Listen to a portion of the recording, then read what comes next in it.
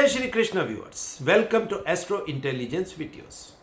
दर्शकों, जैसे जैसे ज्योतिष शास्त्र की ये यात्रा आगे बढ़ती जा रही है, हम ज्योतिष शास्त्र और जीवन के बहुत से रहस्यों से परिचित होते जा रहे हैं। आज की वीडियो में भी मैं इसी तरह दो प्लैनेट्स को लेने वाला हूं, उनके रहस्यों के बारे में बात करूंगा और उसके साथ दो एलिमेंट्स यानी दो तत्वों को भी हम लेंगे और उनको प्लैनेट्स के साथ मिलाकर आज जीवन के उन रहस्यों को समझने का प्रयास करेंगे जो ज्योतिष शास्त्र में और धर्म शास्त्रों में छुपे हुए हैं। प्लैनेट्स दर्शकों मैं लेना चाहता हूं आज गुरु और शनि, जुपिटर एंड सैटर्न, और एलिमेंट्स भी मैं दो ही लेना चाहता हूं, जिसमें पहला एलिमेंट होगा ईथर और दूसरा एलिमेंट होगा एयर, यानी कि आकाश और वायु, ये दो तत्व। और इसमें आप देखोगे कि हम यात्रा कौन सी शुरू करेंगे, वो जैसे जैसे वीडियो आगे बढ़ेगी आपको समझ आना शुरू होगा कि जीवन के रहस्य किस तरह ज्योतिष शास्त्र के अंदर पड़े हैं, और अगर ज्योतिष शास्त्र को हम सही तरीके से जानने का प्रयास करें तो वो रहस्य अपने आप खुलते जाते हैं। सबसे पहले दर्शकों हम समझने का प्रयास करते हैं कि जुपिटर और शनि, ये दोनों प्लैनेट्स हमारे कुंडली के किन किन भावों में स्थित होते हैं। दर्शकों, जुपिटर के दो ही भाव हैं, 9th एंड 12th, और शनि के भी दो ही भाव हैं, 10th एंड 11th। अब 9th भाव दर्शकों जो भी होता है उसमें हम स्पेशली दो चीजें देखते हैं, जिसमें हम धर्म की बात करते हैं और भाग्य की बात करते हैं। और जुपिटर क्योंकि आकाश तत्व का प्लैनेट है, सो यहां पर जो एनवायरनमेंट, जो वातावरण होता है दर्शकों, आकाश का होता है। शनि की स्वामित्व दशम भाव यानी कि 10th हाउस के ऊपर होता है, और 10th हाउस को हम कर्म से लेते हैं। सो पहले में हम देख रहे हैं कि धर्म और भाग्य, और दूसरे में आ रहा है कर्म। कर्म के देवता हम सब जानते हैं शनि है, और शनि वायु तत्व के प्लैनेट है। अब 11th भाव दर्शकों दो खास चीजों का है, और दोनों चीजें आप जानते हो कि सबसे पहली है इच्छा पूर्ति का भाव, और दूसरा है ये लाभ का भाव, गेन का हाउस है। इच्छा पूर्ति भी यहीं पर है और गेन भी यानी लाभ भी यहीं पर है। और यहां पर आप देखिए दो प्लैनेट्स का स्वामित्व आ जाता है, प्राइमरीली शनि का जो वायु तत्व के हैं, और राहु की को लॉर्डशिप है, और राहु भी वायु तत्व के ही है। सो यहां पर वायु एक तरीके से थोड़ा रीइंफोर्स हो जाती है, बढ़ जाती है, क्योंकि एक तो शनि और दूसरा राहु। अब अंतिम भाव को दर्शकों आप में से कुछ लोग मोक्ष के साथ मिला देते हो, मगर ये एक्चुअल में आपके शरीर छोड़ने का या इस जीवन के छोड़ने का अंतिम भाव है। और अंतिम भाव ये जुपिटर के स्वामित्व में है, और जुपिटर आप जानते हो कि ये आकाश तत्व का प्लैनेट है। हालांकि एक्सॉल्टेशन, डेबिलिटेशंस आज वीडियो में मैं उसकी बात नहीं करूंगा, क्योंकि आज हम एक कॉन्सेप्ट को पकड़ेंगे और उसी से मैं आपको समझाने का प्रयास करूंगा कि तत्व और प्लैनेट जब मिलते हैं तो हमें किस तरह उसको समझना चाहिए। सो सबसे पहले दर्शकों आप एक चीज समझिए, सबसे पहले हम ब्रह्मांड की संरचना को समझने का प्रयास करते हैं। पूरा ब्रह्मांड कैसे बना है। अब पूरा ब्रह्मांड आप जानते हो कि मेन उसमें आकाश है, ईथर है।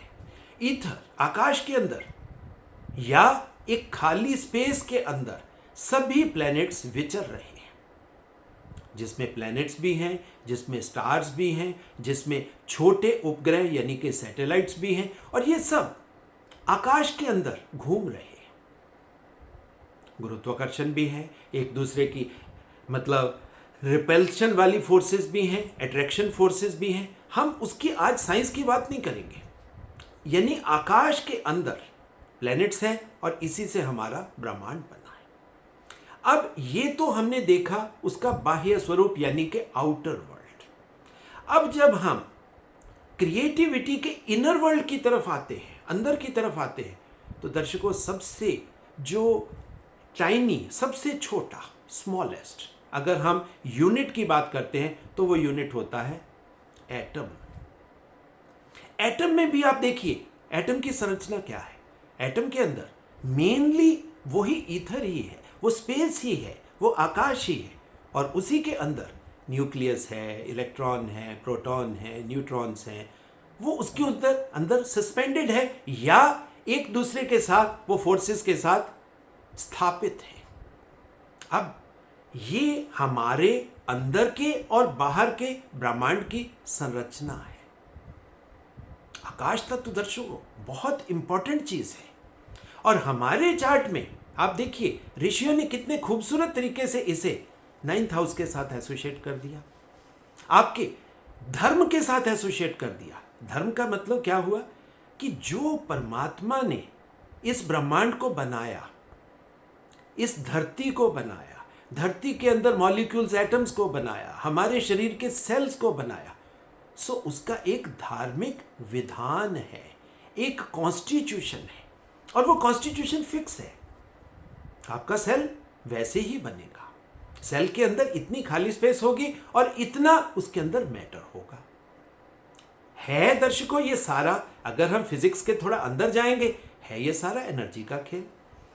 मगर आप सब जानते हो कि एनर्जी 5 एलिमेंट्स के थ्रू ही अपने आप को एक्सप्रेस करती है, जिसमें आकाश, वायु, पानी के बाद एयर, एयर के बाद हम उसको मैटर कह सकते हैं, पृथ्वी कह सकते हैं, धरती कह सकते, ये 5 एलिमेंट्स हैं दर्शकों। अब आकाश के अंदर मैटर, या जिसको हम ठोस चीज कहते हैं, वो उसके अंदर स्थापित है।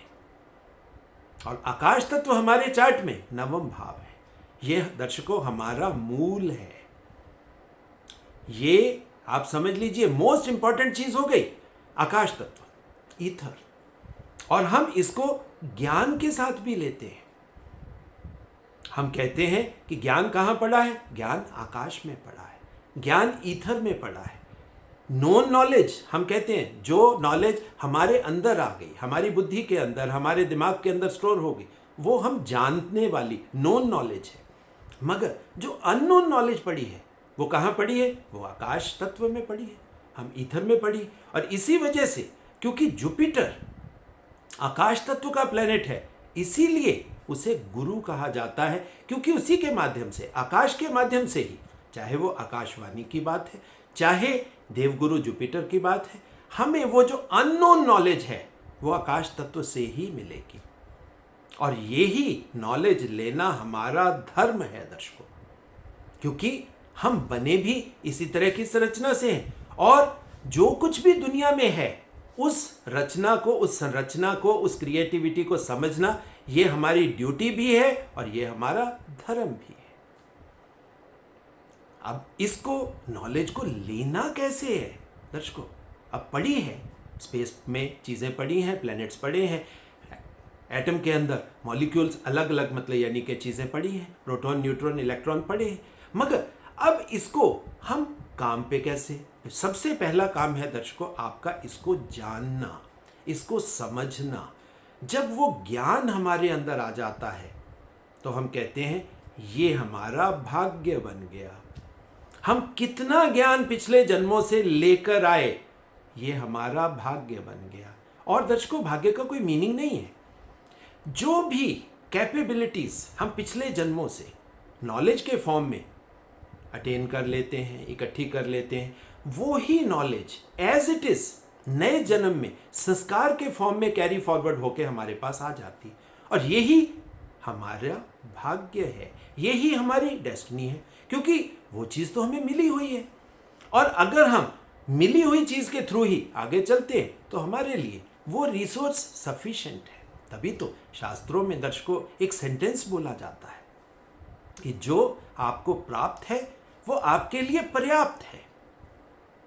इसका मतलब अब आप समझ लीजिए, जो आपको प्राप्त है, जो पिछले जन्मों से आप लेकर आए, वो आपका भाग्य है। और आपका भाग्य आपके जीवन को चलाने के लिए पर्याप्त है, सफिशिएंट है। मगर जो मिला हुआ है वो तो मिला ही हुआ है, फिर उसमें जीने का या उसमें हम ऐड करने की अगर कोशिश करेंगे तो वो कैसे हो पाएगा। सो भाग्य को बढ़ाना भी है। अब आप देखिए, यहीं से कुछ चीजें आगे चलेंगी। हम कर क्या सकते हैं? कर सकते हैं क्योंकि हमारे साथ कर्म एसोसिएटेड है। सो कर्म हमें साथ में मिल जाता है। अब जब कर्म हमें साथ में मिल जाता है और कर्म का भाव है 10th कर्म स्थान, देवता शनि, और उनका डोमेन, उनका तत्व कौन सा? वायु। सो दर्शकों, आपको कुछ भी अचीव करना है तो वो वायु के थ्रू।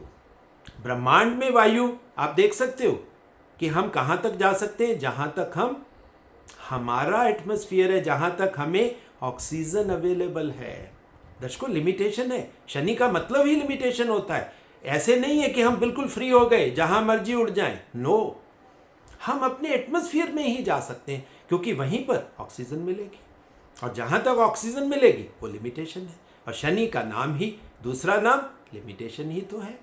और उसी लिमिटेशन में हमें कर्म करना है। अब आप देखिए, ये है हमारा एटमॉस्फेयर, हमारा वो ही वायु तत्व है। सो वायु तत्व के साथ ही हम कर्म कर सकते हैं। शरीर के अंदर समझ लें, हमें ऑक्सीजन चाहिए प्राणों के रूप में। प्राण ऑक्सीजन को हमारे शरीर के अंदर लेकर जाते हैं, फिर प्राणों के अंदर गति होती है, फिर उसी ऑक्सीजन को हम ऊर्जा में परिवर्तित करते हैं, फायर एनर्जी बनती है। मगर वो बाद का है, आज की वीडियो का सब्जेक्ट नहीं है। मगर ऑक्सीजन कंपल्सरी है, सबसे जरूरी चीज है, और वो वायु के थ्रू आएगी। अब आप देखिए, कर्म का संबंध वायु से हो गया। सो कहीं ना कहीं, क्योंकि वायु एक जगह पे ठहरेगी नहीं, वायु तो आज यहां है कल वहां होगी। वायु का तो प्रिंसिपल ही, आप प्राणों को भी देखिए, प्राण हम नासिका के थ्रू ले रहे हैं, मगर कहां तक जाते हैं? हमारे अंदर। सो चाहे हम प्राणों से समझ लें, चाहे हम वायु से समझ लें, जिसको हम इंटरनल कर्म कह सकते हैं या एक्सटर्नल कर्म कह सकते हैं। सो कर्म का जो पार्ट है वो शनि का है, और शनि हमें कर्म करवाता है। अब वायु कहाँ होगी? वायु तो आकाश में ही जा सकती है, और कहीं तो जाएगी नहीं, क्योंकि आकाश तत्व जरूरी है वायु के लिए। सो हमारी जो संरचना है दर्शकों, परमात्मा ने ऐसी ही बनाई है कि हमारे हर सेल के अंदर वो आकाश तत्व है, वो स्पेस है। हर चीज के अंदर स्पेस है, स्पेस के अंदर ही वो मैटर एग्जिस्ट करता है। सो कर्म, अब आप समझ गए। अब यहां पर दर्शकों, मैं आज आपके सामने एक इंटरेस्टिंग सा रहस्य खोलता हूं। अगर हमें कर्म करना है, अगर हमें कर्म को बढ़ाना है, तो नेचुरल बात है, अगर किसी एक चीज को हम बढ़ाएंगे तो उसका दूसरा हिस्सा वो कमजोर हो जाएगा। अगर हम अपने 10th हाउस को बढ़ाते हैं तो ऑब्वियस एक बात है, 4th हाउस जो उसका ऑपोजिट है कमजोर होगा। ये दर्शकों बहुत सिंपल प्रिंसिपल है, यही ऑपोजिशन है, यही शिव और शक्ति प्रिंसिपल है। अगर हम शिव को बढ़ाएंगे तो शक्ति कमजोर होगी, अगर शक्ति को बढ़ाएंगे, अब आप समझ सकते हो, ये एक दूसरे के कॉम्प्लीमेंट्री भी हैं। एक को जब बढ़ाएंगे, प्रयास करेंगे, तो दूसरा कमजोर होता हुआ दिखेगा, हालांकि इन द एंड वो दोनों स्ट्रांग हो जाते हैं। अब आप देखिए, अगर हम फोकस कर्म की तरफ करेंगे तो मन कमजोर हो जाएगा, अगर हम मन को बढ़ा लेंगे तो कर्म कम हो जाएगा। ये तो सिंपल बात है, ये सब आप सब जानते हो। तभी बच्चे को शुरू से क्या चीज सिखाई जाती है? मन के साथ अनुशासन करना सिखाया जाता है, यानी कि मन के साथ भी शनि को डाल दिया जाता है कि मन को अनुशासित करो, मन को कंट्रोल करो, तभी आपका कर्म बढ़ेगा। और हम दुनिया में कर्म करने आए हैं, कर्म के साथ ही हम अपने भाग्य को बढ़ा सकते हैं।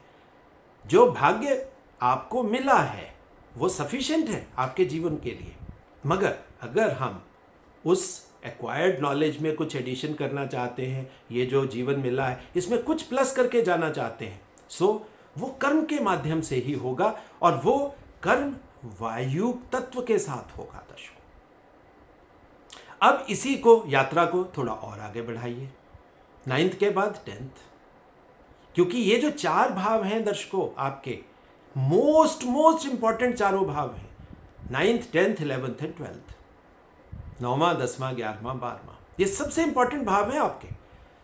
10वां भाव 10th हाउस मैंने अब आपको समझाया, डिफरेंट तरीके से समझाया। अब उससे आगे की यात्रा लेते हैं 11th।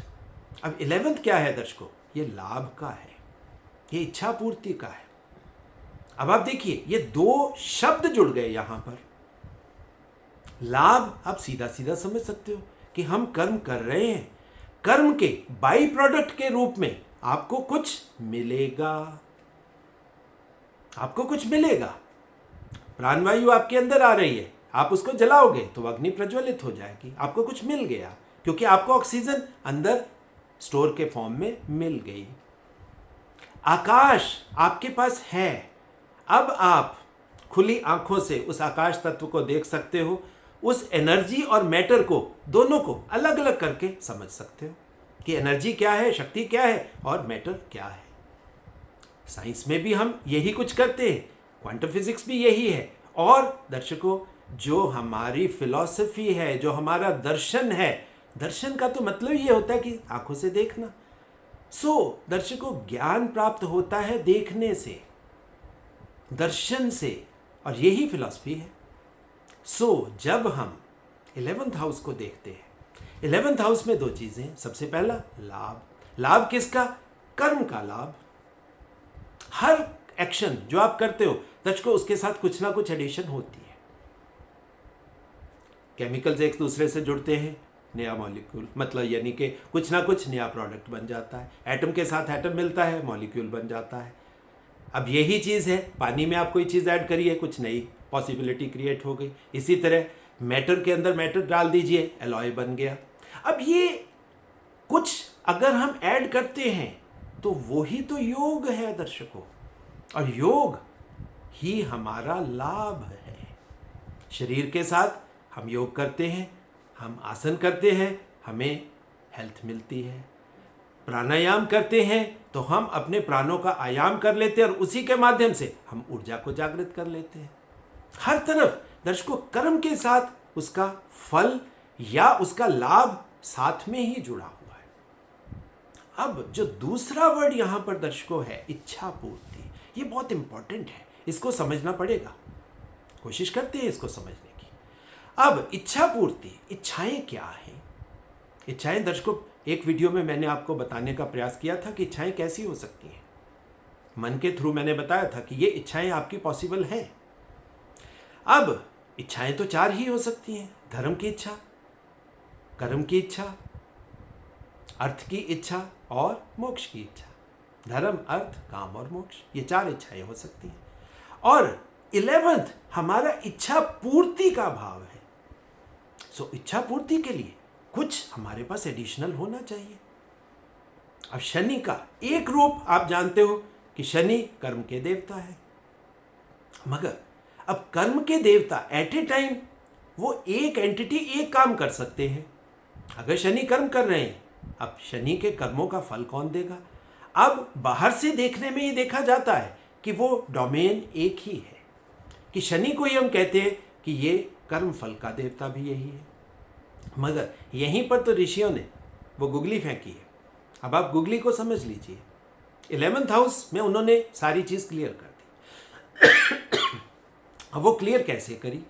11th हाउस की लॉर्डशिप में एक को लॉर्ड डाल दिया। को लॉर्ड कौन सा डाला? राहु डाल दिया। अब राहु ये आपकी माया है। माया को हम क्या कहते हैं? आपकी इच्छाएं ही माया है। आप क्या चाहते हो?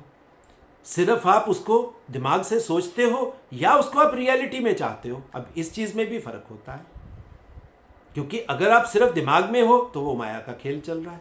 अगर आप उसको कर्म के माध्यम से अचीव करने के रास्ते पे चल पड़े तो वो रियलिटी हो गई। माया और रियलिटी का ये फर्क भी अब आप समझ लो। और राहु को तो हम कहते हैं कि माया है, क्योंकि मायापति विष्णु भगवान ने उस राहु की क्रिएशन करी। अब राहु का शनि के साथ को लॉर्ड बन जाना, स्वामी बन जाना, और वो भी इच्छा पूर्ति के भाव का, आपके लाभ के भाव का। अब लाभ का भाव आप देखिए कितना इंपॉर्टेंट हो गया यहां। इच्छा पूर्ति, धर्म, अर्थ, काम और मोक्ष, इनमें से कोई भी आपकी इच्छा हो सकती है, और ये सारी इच्छाओं की पूर्ति करवाने वाला एक ही देवता है, और वो है राहु।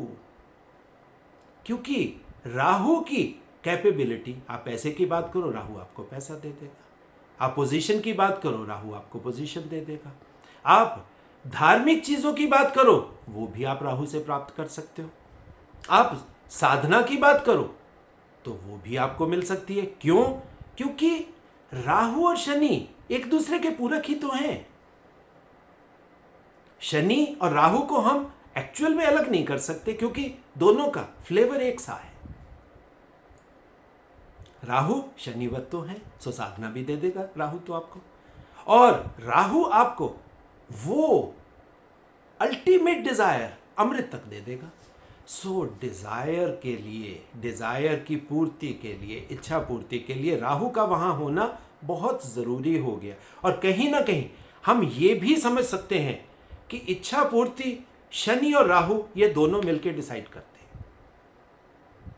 अब यहां पर क्या है कि आप किस इच्छा से कर्म कर रहे हो, और यही भगवान कृष्ण ने गीता में कहा कि आपका इंटेंट आपके कर्मों का फल निश्चित कर देता है।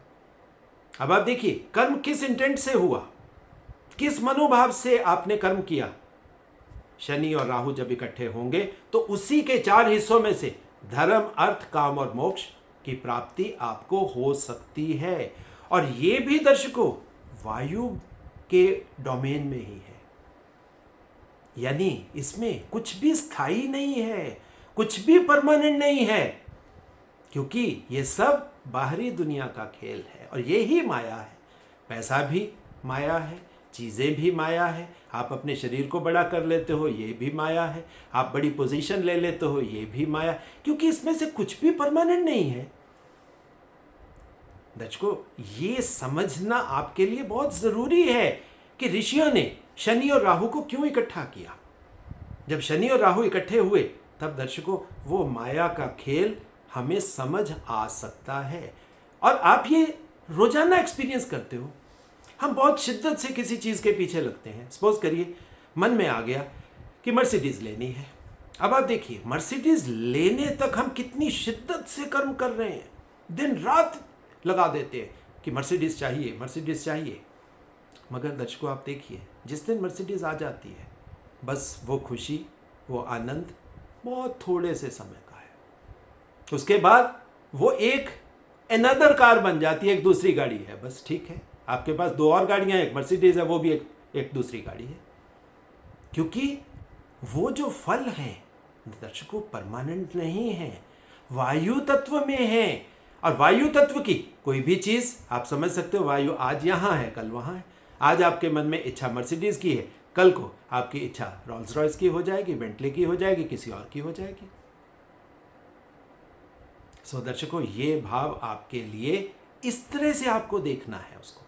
और इसमें भी अब आप नोटिस करिए, आप इच्छा पूर्ति को स्ट्रांग रखोगे तो आपका उसका opposite 5th house, 5th house में क्या है, आपके एंसेस्टर्स पड़े हैं, आपका बच्चा पड़ा है, आपकी नॉलेज गेनिंग कैपेसिटी पड़ी है, वो चीज़ें आपकी डाउन चली जाएंगी।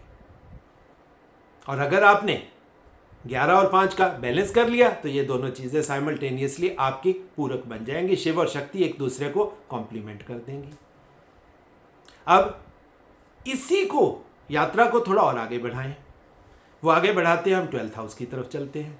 अब 12th हाउस में दर्शकों क्या है, 12th हाउस दोबारा से आकाश तत्व में पहुंच गए, दोबारा फिर वायु से होते हुए दोबारा से आकाश तत्व में, और आकाश तत्व में फिर वही जो मैंने आपको समझाया था गुरु। और यहां पर एक गुरु नहीं, यहां पर 2 गुरु आपको मिल गए।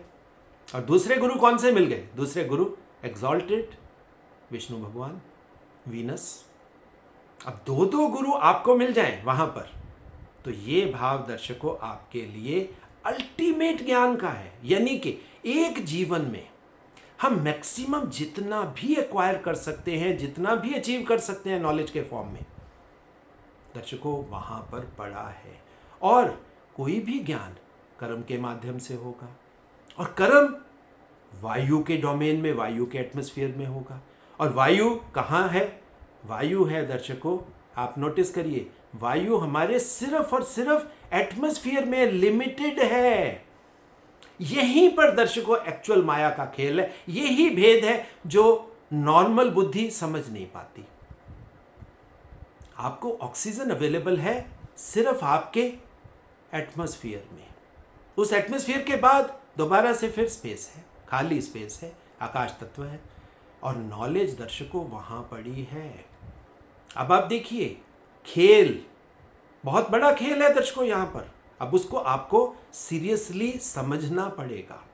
अब मैं आपको समझाता हूं। बाहर हम वायु तत्व का इस्तेमाल कर रहे हैं। कर्म करने के लिए हमें वो वायु चाहिए। कर्म करने के लिए शरीर को स्वस्थ रखना है, शरीर के अंदर वो अग्नि प्रज्वलित करके रखनी है, सो हमें प्राण चाहिए। मगर जब दर्शकों हम साधना में जाते हैं, साधना में शरीर भी ज़्यादा नहीं चाहिए। धीरे धीरे शारीरिक एक्टिविटीज़ को हम down down down down down down करके बिल्कुल शिथिल अवस्था में आ जाते हैं। उसके बाद विचारों को भी डाउन डाउन डाउन डाउन करते बिल्कुल शिथिल जीरो अवस्था में पहुंच जाते हैं। और साथ में क्या होता है, हमारे प्राण दर्शकों ज़रूरत ही नहीं रहती ज़्यादा ऑक्सीजन की, ज़्यादा सांस हम लेते नहीं हैं, बहुत बेयर मिनिमम। जो नॉर्मल आदमी सांस लेता है 18 से 22 एक मिनट में, साधना में हो सकता है ये 3 4 5 6 तक रह जाए, इतना कम हो जाए। सो वहाँ पर आप कह सकते हो कि प्राण भी ज़्यादा नहीं। तो दैट मीन्स जब वायु ज़्यादा नहीं, तो हम कहीं ना कहीं अब वहाँ पर वो संध्या, जहाँ पर हमारा एटमॉस्फेयर खत्म हो रहा है और हम ईथर के डोमेन में जा रहे हैं, आकाश के डोमेन में जा रहे हैं।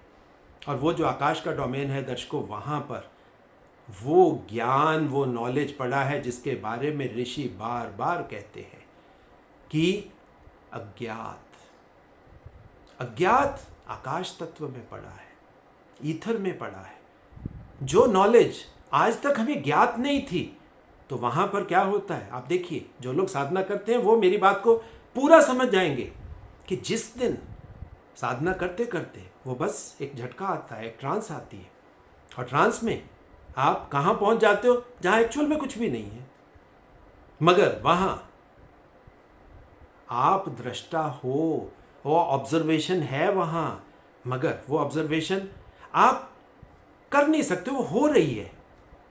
यानी वो है एक्चुअल साक्षी भाव, कि आप साक्षी भाव से सिर्फ जो हो रहा है उसे होते हुए देख सकते हो बस। वहाँ पे कोई कर्म नहीं, वहाँ पे वायु है ही नहीं, या अगर वायु है तो वो बेयर मिनिमम है जो सिर्फ आपके शरीर को चलाने के लिए है। वहाँ वायु है ही नहीं। अब जब वायु नहीं है तो आप कहाँ पहुँच गए? आप एक्चुअल में आकाश में पहुँच गए, जो हम नवम में नहीं पहुँचे थे। दर्शकों, 9th हाउस नॉलेज के फॉर्म में आप देख लीजिए इंफीरियर हाउस है, 12th हाउस हाईएस्ट लेवल है, क्योंकि आगे की जर्नी है ना, 9 के बाद 10। आप देखिए, हमें उस आकाश तत्व को लेकर चलना है, और लिमिटेशन है हमारी एटमॉस्फेयर की, आकाश और वायु का ये कॉम्बिनेशन। अब यही दर्शकों खास बात है। अब यहीं पर 12th में अगर आपने साधना को बढ़ा लिया तो आपने अपने आकाश तत्व को बढ़ा लिया, अपने नॉलेज को बढ़ा लिया। और अगर साधना कहीं पे कम हो गई तो आप अपने 6th हाउस, जो कि आपका एनिमी हाउस है, आपका शत्रु है, आप अपने शत्रुओं को भी तो बढ़ा लोगे ना। अब शत्रु वहां पर कौन से हैं? विचार। तभी साधना में दर्शकों विचार सबसे ज्यादा तंग करते हैं, क्योंकि 12th के सामने 6 है। 6 किसका है? मरकरी का है, विचारों का है। सो विचार वहां पर शत्रु बन जाएंगे। सो दर्शकों, ये था मेरा छोटा सा ऑनेस्ट सा प्रयास, जिसमें मैंने आपको समझाने का प्रयास किया कि गुरु और शनि किस तरह काम करते हैं।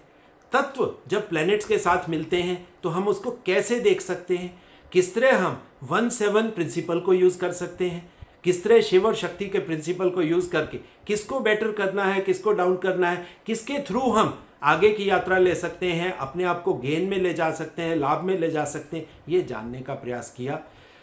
दर्शकों, जो रिक्वेस्ट हर वीडियो के एंड में मैं आपसे करता हूँ वो इस वीडियो में भी करूँगा और हाथ जोड़कर करूँगा कि ये एस्ट्रो इंटेलिजेंस आपका अपना चैनल है, वैदिक ज्ञान का चैनल है।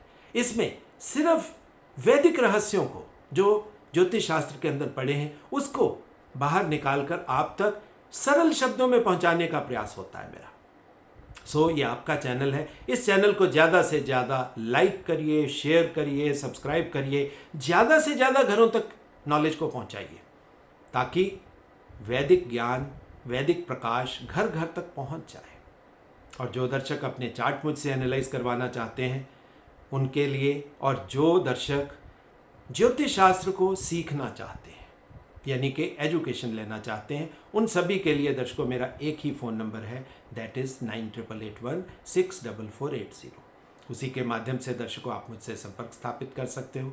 दर्शकों, अगली इसी तरह ज्ञानवर्धक वीडियो के आने तक आप सबको बहुत बहुत प्यार, बहुत बहुत आशीर्वाद।